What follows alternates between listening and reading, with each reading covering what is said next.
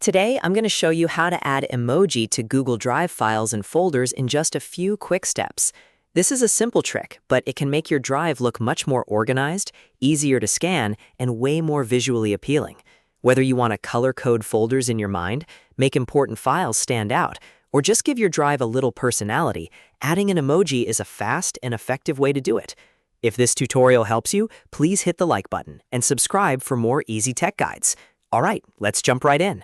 First, open Google Drive in your browser and make sure you're signed in to the correct account.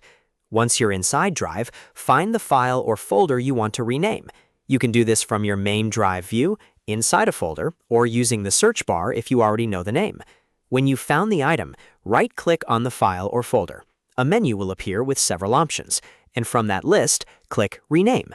This will open the renaming box so you can edit the name of the item.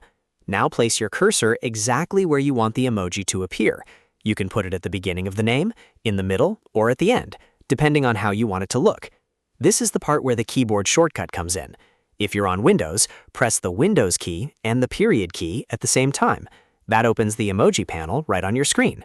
From there, browse through the emoji options, or use the search bar to find the one you want.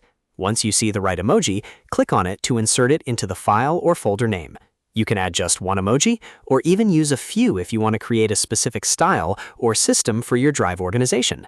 After adding the emoji, double-check the name to make sure it looks the way you want it to. Then click OK or press Enter on your keyboard to save the new name. And that's it. Your Google Drive file or folder now includes an emoji in the title.